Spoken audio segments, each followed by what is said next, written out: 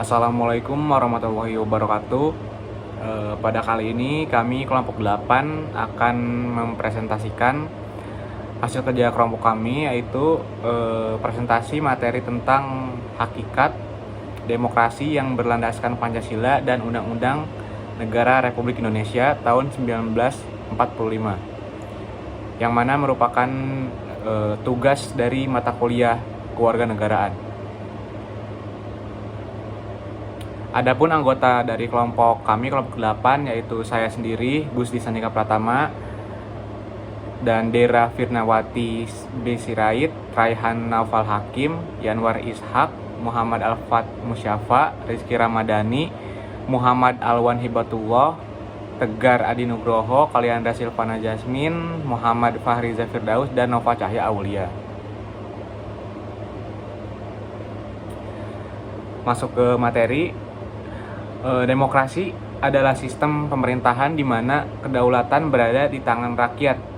Di Indonesia, demokrasi didasarkan pada Pancasila dan Undang-Undang Dasar Negara Republik Indonesia tahun 1945 atau Undang-Undang Negara Republik Indonesia tahun 1945 yang menjadi dasar dalam kehidupan bernegara dan bermasyarakat.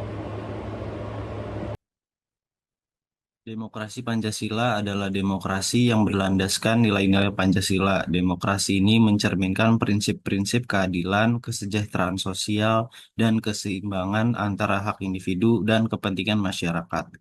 Prinsip-prinsip demokrasi Pancasila yang pertama, kedaulatan rakyat. Rakyat memegang kekuasaan tertinggi dalam menentukan arah kebijakan negara. Yang kedua ada musyawarah untuk mufakat. Pengambilan keputusan dilakukan melalui musyawarah untuk mencapai mufakat. Yang ketiga ada keadilan sosial. Keadilan sosial harus dirasakan oleh seluruh rakyat Indonesia. Dan yang terakhir ada persatuan dan kesatuan. Menjunjung tinggi persatuan dan kesatuan bangsa Indonesia. Undang-Undang Dasar Negara Republik Indonesia 1945 sebagai fondasi hukum demokrasi. Undang-Undang Dasar Negara Republik Indonesia 1945 adalah konstitusi tertinggi yang menjadi dasar hukum dalam menjalankan demokrasi di Indonesia. Dalam Undang-Undang Dasar ini, prinsip-prinsip demokrasi diatur melalui berbagai pasal, seperti pasal 1 ayat 2 yang berbunyi kedaulatan berada di tangan rakyat dan dilaksanakan menurut Undang-Undang Dasar. Pasal 27 yang berbunyi setiap warga negara memiliki kedudukan yang sama di hadapan hukum dan pemerintahan. Dan pasal 28 yang berbunyi menjamin kebebasan mengeluarkan pendapat, berserikat, dan berkumpul. Implementasi nilai-nilai Pancasila dalam praktik demokrasi Indonesia. Ketuhanan Yang Maha Esa. 1. Menjamin kebebasan beragama dalam Undang-Undang Dasar 1945. 2. Pengakuan keragaman agama dan kepercayaan. 3. Penghormatan pluralisme dalam keputusan politik. Kemanusiaan yang adil dan beradab. 1. Perlindungan HAM dalam konstitusi dan undang-undang. 2. Kesetaraan hak dalam proses demokrasi. 3. Perlindungan hak-hak minoritas. Persatuan Indonesia.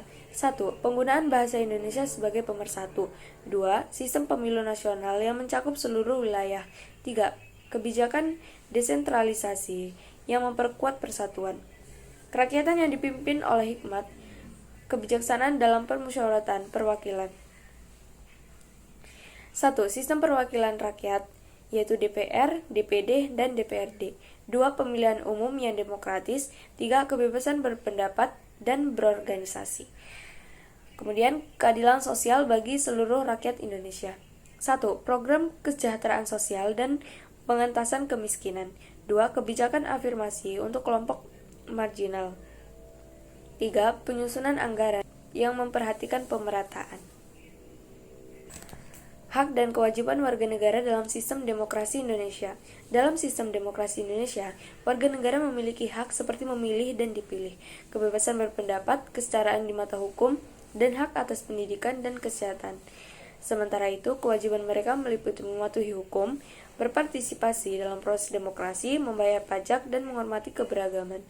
Keseimbangan antara hak dan kewajiban ini penting untuk menciptakan masyarakat yang adil dan sejahtera. Yang diperlukan dalam berdemokrasi. Yang pertama, kebebasan berpendapat dan ekspresi. Setiap individu harus memiliki kebebasan untuk menyampaikan pandangan, opini, dan aspirasi tanpa takut dihukum atau diintimidasi. Yang kedua, pemilihan umum yang jujur dan adil.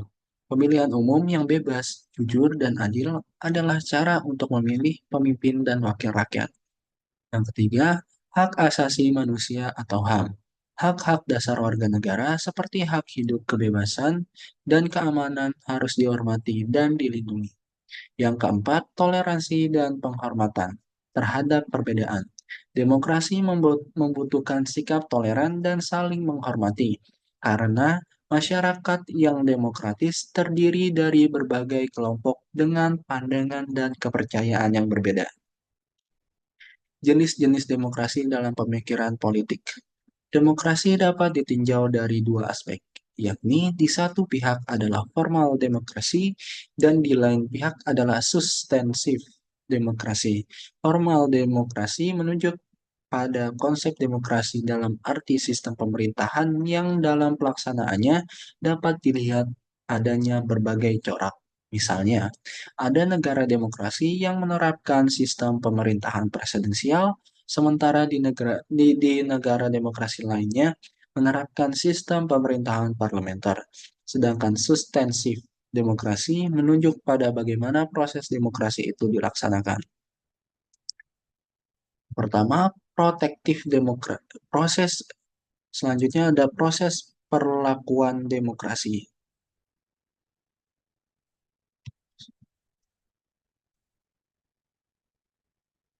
Yang selanjutnya ada, maaf, yang selanjutnya ada proses pelaksanaan demokrasi. Yang pertama, protektif demokrasi atau demokrasi perlindungan. Bentuk demokrasi ini ditandai oleh kekuasaan ekonomi pasar melalui proses pemilihan umum yang dilakukan secara regular sebagai upaya untuk memajukan kepentingan pasar dan melindunginya dari tirani negara. Yang kedua, developmental demokrasi atau demokrasi pembangunan. Bentuk developmental demokrasi ditandai oleh konsepsi model manusia sebagai individu yang posesif, yakni manusia sebagai konsumen yang mempunyai konflik kepentingan yang dikompromisasikan dengan model manusia sebagai makhluk yang mampu mengembangkan kekuatan atau kemampuannya.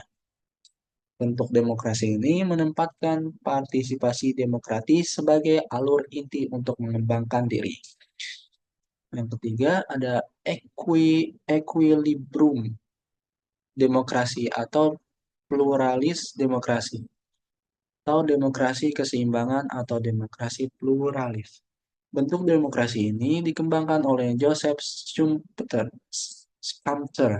yang memandang perlu adanya penyeimbang nilai partisipasi dan pentingnya apatisme dengan alasan bahwa apatisme di kalangan mayoritas warga negara menjadi fungsional bagi demokrasi karena partisipasi yang intensif sesungguhnya dipandang tidak efisien bagi individu yang rasional. Yang keempat ada participatory demokrasi atau demokrasi partisipatori.